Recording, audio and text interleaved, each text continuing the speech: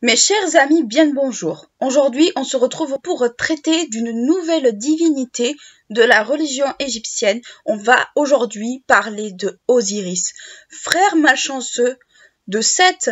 Osiris est la divinité civilisatrice la plus connue du panthéon égyptien. Premier roi ayant régné sur l'Égypte, selon la légende, Osiris devient par la suite le seigneur du monde souterrain, supplantant ainsi Anubis dans cette tâche.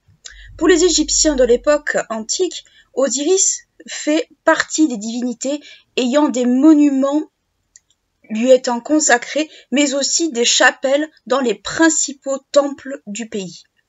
Dans cet épisode, je vous propose un tour d'horizon de cette divinité que l'on connaît par certains aspects, mais que l'on connaît moins par d'autres.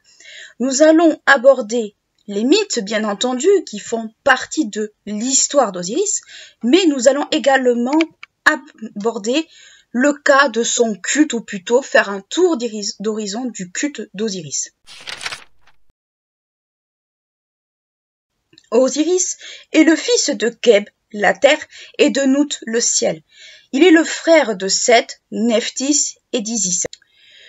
Dans la vie religieuse égyptienne, Osiris a plusieurs fonctions. Dans un premier temps, il est considéré comme le dieu de la fertilité, notamment végétale, tout ce qui concerne en fait le renouveau et la création, enfin la naissance, on va dire, des végétaux, des plantes. Certains historiens le considèrent également comme le dieu de l'agriculture, mais celui qui a enseigné, on va dire, le culte des dieux, la façon de construire les temples, mais aussi qui a instauré la justice divine auprès des humains. Avec sa résurrection, suite à son décès et à sa réincarnation, si on peut dire, à sa résurrection, Osiris devient alors le dieu des morts, supplantant ainsi Anubis dans cette tâche. Anubis, ce dernier, va devenir un dieu psychopompe. Nous l'avions déjà abordé dans la vidéo sur Anubis. Le dieu psychopompe est celui qui va accompagner les âmes au moment de la mort. Les mythes liés à Osiris sont liés à des histoires de jalousie fraternelle, mais aussi de vengeance. Nous allons le voir au fil des explications.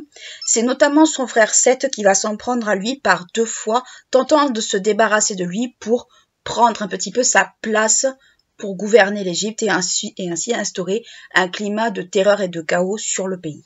En effet, la première fois que Seth va tenter de se débarrasser de son frère, le dieu va utiliser un stratagème, on va dire, un peu plus soft que le second. En effet, la première fois, Seth va inviter son frère, donc le dieu Osiris, à un banquet pour assister à des jeux et autres festivités.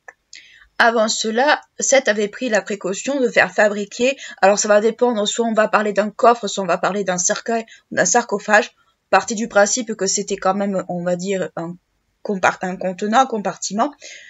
Nous, on va utiliser le terme sarcophage. Il avait fait construire un sarcophage avant le banquet avec dans l'idée de piéger son frère à l'intérieur pour s'en débarrasser. Lors de ce banquet et de toutes les festivités autour, des jeux et tout ça, Seth fait amener le sarcophage par ses serviteurs et le présente à son frère. Il lui expliquait qu'en gros, il en ferait cadeau à la divinité qui arriverait à rentrer parfaitement dedans. Et là, vous voyez les choses venir. Osiris ne peut pas résister à ce défi et surtout, peut-être aussi un peu par curiosité, il tient à essayer justement ce fameux sarcophage. Et là, malheureusement, le piège se referme un peu sur lui. Il rentre dedans, mais les compagnons de Seth vont refermer le couvercle du contenant et ils vont également le sceller de façon solide, de sorte à ce que Osiris meure étouffé et ne puisse pas en sortir. Le sarcophage va être ensuite jeté dans les eaux du Nil, donc on va dire jeté, on va dire, de sorte à ce que ça vogue bien. À ce moment-là, Isis, son épouse, parvient à être au courant des événements et décide de partir à la recherche de son époux sous la forme, pour se cacher et ne pas éveiller les soupçons de Seth, elle va prendre la forme d'une nourrice, donc d'une femme, d'une mortelle, afin de ne pas éveiller ses soupçons et pouvoir le rechercher tranquillement. Elle finit par retrouver le sarcophage sur les rives de Byblos et du coup pouvoir amener son époux, on va dire, en vie. La seconde fois va aboutir, on va dire, au résultat que l'on connaît tous. La seconde fois va être un assassinat. En effet, Seth, toujours extrêmement jaloux d'Osiris, toujours, on va dire, probablement très en colère que sa première tentative de le tuer ait échoué, il va décider tout simplement de l'assassiner, d'assassiner son frère, donc un fratricide, et de découper son corps en 14 morceaux. Cette histoire de 14 morceaux, cette notion, on va dire, que je suis en train de vous dire, nous l'avions déjà abordé avec Anubis, mais là je vais vous donner, on va dire, des détails beaucoup plus approfondis. En effet, ces 14 morceaux sont dispersés dans toute l'Égypte. En apprenant la nouvelle, Isis de nouveau part à la recherche de son époux, en compagnie d'Anubis, bien sûr, et ils vont retrouver à eux deux tous les morceaux. Sur 14, ils vont en retrouver 13, car le 13e, donc selon les sources, le phallus, entre guillemets, a été mangé par un poisson. Certains historiens pensent qu'il s'agissait, selon on va dire les descriptions qu'ils ont pu comprendre, il s'agissait d'une perche du Nil. Donc la perche du Nil, pour expliquer la chose un peu comme c'est un peu comme une sole un peu. C'est un peu ce genre de type de poisson. Donc ça fait partie, on va dire, du mythe. Une fois, on va dire tous les morceaux retrouvés. Alors, selon les versions et selon les historiens, on parle du fait que également Isis et Nephthys, donc la sœur d'Isis, et on va dire et pleuré, on va dire, et se sont lamentés sur le corps, on va dire, d'Osiris. Puis, Anubis, Nephthys et Isis vont procéder à la réanimation du corps d'Osiris par tout un tas de procédés magiques, mais aussi par les procédés de momification et d'embaumement mis en place par Anubis. Donc c'est à partir de cet épisode-là que les procédés de momification et d'embaumement vont être mis en place, vont exister. Du moins, c'est selon le mythe et selon, on va dire, ce que le mythe raconte. Durant ce processus, Isis va, alors ça va dépendre encore une fois des versions qu'on va trouver, va se transformer en oiseau, battre des ailes au-dessus de son mari. D'autres vont dire qu'elle a battu des ailes normalement. Et elle parviendra par ce procédé à ramener son époux à la vie. Et par la même occasion, elle en profitera pour concevoir un enfant. Donc cet enfant, bon, c'est un enfant qui va, on va dire, être conçu post-mortem plutôt. C'est un enfant qui sera conçu post-mortem. Donc ce fameux enfant, ce sera Horus. On s'en doutait, mais je tenais quand même à le préciser. Toutefois, il faut quand même souligner qu'avec ce procédé, Osiris n'appartient plus au royaume des vivants, il appartient au royaume des morts.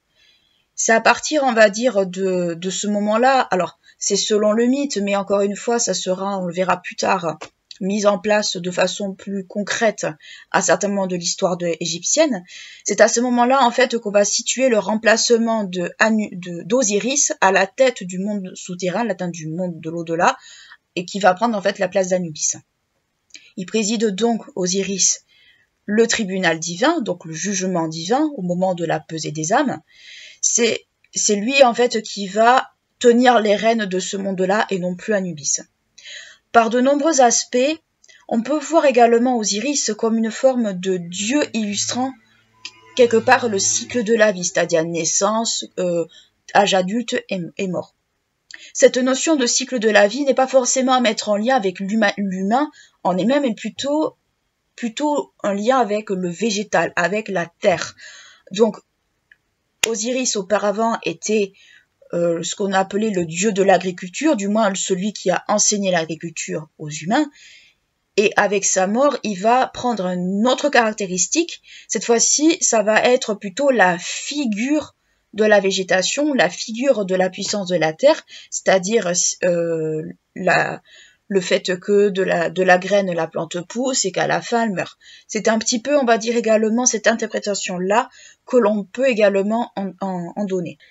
Les fonctions particulières d'Osiris sont également l'illustration des phénomènes complexes auxquels les êtres humains sont confrontés, comme la vie, la mort, le renouveau par le biais des générations suivantes, donc les naissances, l'équilibre de la société, etc., etc. Contrairement à d'autres divinités, Osiris montre une forme de proximité avec les humains, dans le sens où on met en avant, on le connaît par certains aspects, notamment par certains aspects au niveau de sa mort. Donc il reflète un peu tout ce qui est en lien avec l'existence humaine. Les origines premières du culte d'Osiris sont assez anciennes. On les situe à peu près dans la région du delta du Nil. En effet, c'est un culte qui va se répandre relativement rapidement, supplantant certains dieux et divinités vénérés sur place dans certaines villes, comme par exemple Isis ou bien Horus, ou alors d'autres dieux existants. Ce sera le cas notamment dans les principales villes d'Égypte, comme que nous avons déjà abordé dans les vidéos traitant sur le sujet. On va retrouver Héliopolis, on va retrouver Memphis ou encore on va retrouver Abydos. Abydos sera un cas un peu particulier puisqu'on retrouvera peut-être plus de traces à Abydos du culte d'Osiris qu'ailleurs, mais nous le verrons un peu plus tard. À Héliopolis, il va être associé par contre au dieu Ré. Ré faisant partie de l'Énéade, donc des premiers dieux égyptiens les plus connus et surtout, on va dire, les plus vénérés et surtout les plus craints. À la fin de la 5e dynastie, il finit même par remplacer certains dieux funéraires. Donc, on met en avant le caractère funéraire, le caractère de Dieu, seigneur des morts d'Osiris. Sous le Moyen Empire, les défunts vont être également appelés des Osiris, en référence probablement au mythe d'Osiris, notamment au fait que Osiris est un dieu, on va dire, mort entre guillemets. Ce sera probablement par rapport à ça, mais aussi également par le biais de l'usage de formules magiques provenant du livre des morts. Nous avons le livre des morts et la source, on va dire, principale, si on veut en apprendre davantage, notamment sur le culte en fait de la mortalité en Égypte. Le livre des morts, par ailleurs, ces fameuses formules vont être ajoutées au livre des morts justement au temps du Moyen Empire. Par ailleurs, il faut également souligner la présence de ce qu'on a vu, ce qu'on peut voir comme de culte des reliques, en lien par contre avec le mythe des 14 morceaux du corps d'Osiris. Nous avons vu ce mythe des 14 morceaux dans la partie précédente. Ce culte des reliques est très différent en fait du culte des reliques chrétiennes, car c'est une pratique totalement différente et on va voir comment. Ce culte des reliques est quand même relativement tardif par rapport au reste de la pratique religieuse égyptienne. Il est principalement destiné, alors à la base il est destiné aux pèlerins, puisqu'en Égypte on fait également des pèlerinages, mais il est également destiné à tous les fidèles égyptiens qui ont envie d'y participer. La plus célèbre d'entre elles, donc la plus célèbre des reliques principales d'Égypte, se situe dans la ville d'Abydos. Le culte des reliques est particulier, c'est ce que je vous disais, par rapport au culte des reliques comme on l'entend aujourd'hui, car il relève plus en fait d'une forme de célébration qu'autre chose. Je m'explique. Le culte des reliques est célébré déjà dans toute l'Égypte, mais il fait également l'objet de fêtes assez particulières. Pour les Égyptiens, le culte des reliques va plus passer par la participation en fait à un rituel funéraire plutôt qu'on va dire à des processions ou des choses comme ça, comme on peut le voir par exemple dans la pratique chrétienne. Donc c'est totalement différent. L'Osirion d'Abydos, encore une fois, est d'ailleurs construit sous Séti Ier et qui se veut être en fait une espèce de simulacre, de monument, on va dire, proche de ce que pourrait être un tombeau d'Osiris, s'il y en avait eu un, ou du moins comment on pourrait se le représenter. C'est également un lieu de pèlerinage, en plus d'être un lieu funéraire, on va dire, en lien avec Osiris, c'est également un lieu de pèlerinage. À Abydos, on va trouver également une nécropole, que l'on voit comme un tombeau, alors ça c'est l'archéologie qui va l'apprendre, datant de la première dynastie dédiée à Den. Cette fameuse nécropole, par ailleurs, va être transformée, va être réutilisée pour devenir un tombeau d'Osiris. Donc, qu'est-ce qu'il faut comprendre, c'est que tous les lieux de culte en lien avec Osiris n'ont pas forcément été construits exprès pour Osiris, c'est des fois une récupération de monuments déjà existants au profit du culte d'Osiris. Donc autrement dit, on va supprimer ou du moins mettre de côté certaines divinités ou certains lieux de culte pour certaines divinités qu'on l'on va attribuer à d'autres. De manière générale, le culte des dieux funéraires, le culte des dieux des morts, se calque assez souvent sur le culte funéraire. À partir de l'époque tardive, on assiste à la mise en place de rituels plus ou moins complexes où on va dire, représenter des espèces de momies à l'effigie d'Osiris que l'on va ensuite enterrer dans une nécropole assez particulière. C'est ce qu'on va appeler le rituel de Koryak. Les grands centres religieux de l'Égypte, comme par exemple la Karnak qui revient assez souvent, possèdent un monument dédié à Osiris. Dans les temples, des mystères en lien avec la végétation sont alors célébrés. C'est à Abydos que ces mystères se déroulent. Dans le culte osirien, Abydos est au cœur des célébrations. En effet, cette ville est considérée comme la ville principale au niveau du culte d'Osiris. Nous l'avions déjà vu pour d'autres divinités. Nous l'avions vu par exemple pour Thèbes, pour Amon, ou encore pour Sinopolis, pour Anubis. Mais là, c'est exactement la même chose. On y pratique également des pèlerinages. Dans la religion égyptienne, Osiris fait partie d'un ensemble de divinités qu'on appelle l'Énéade. Il fait partie de ce qu'on va... Alors, ça va dépendre des auteurs, mais c'est principalement la 4e génération de divinités avec son frère et ses sœurs, donc Seth pour son frère et ses 2 sœurs Isis et Nephthys. Cette génération symbolise le monde des vivants et, de façon plus générale, l'ordre social. Osiris est, on va dire, l'image, du souverain sage. L'image, de ce que doit représenter le souverain dans la société égyptienne. À certains moments de l'histoire, Osiris est également assimilé à d'autres divinités, comme par exemple Amon ou Ré. On va les assimiler, c'est pas forcément une assimilation, mais plutôt, on va dire, des fonctions relativement proches, relativement comparables, qui peuvent se compléter. Cette façon de faire est défendue par les théologiens, notamment du 1er millénaire avant Jésus-Christ, même s'il ne s'agit pas véritablement ni d'une assimilation, ni d'une ressemblance. Autrement dit, Osiris va avoir des fonctions à peu près voisines de certaines autres divinités, comme on peut en retrouver dans d'autres divinités en dehors d'Osiris. Dans le panthéon égyptien, Osiris est la divinité considérée comme celle à l'origine de la civilisation égyptienne telle que nous la connaissons au travers des textes, mais également pour tout ce qui concerne l'ordre de la société, l'ordre social. Régnant auparavant sur le monde des vivants, il devient ensuite seigneur des morts au moment, de sa résurrection, au moment de son décès. Toutefois, son lien avec la fertilité et la végétation englobe autant, le temps de son vivant que le temps de sa mort. Les mystères autour d'Osiris à Abydos peuvent se rapprocher quelque part également des mystères isiaques, donc liés à Isis, mais également ceux qu'on pratique également à Héliosis, donnés en l'honneur de la déesse Déméter chez les Grecs. Nous avions déjà abordé le cas plus ou moins des mystères autour d'Héliosis à Déméter, cette déesse qui est justement rattachée à la végétation, à la culture céréalière, à l'agriculture, mais on peut y voir peut-être quelques formes de similarité probablement entre le culte osirien et celui de Déméter.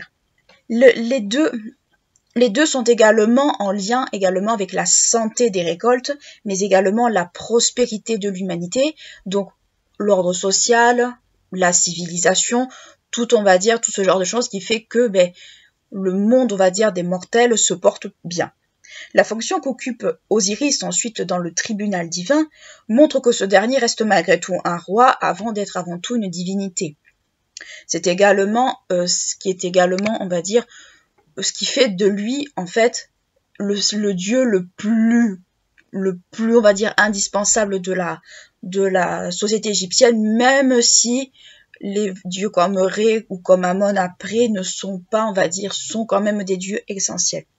Voilà, j'espère que cette vidéo vous aura plu, que cet épisode vous aura intéressé.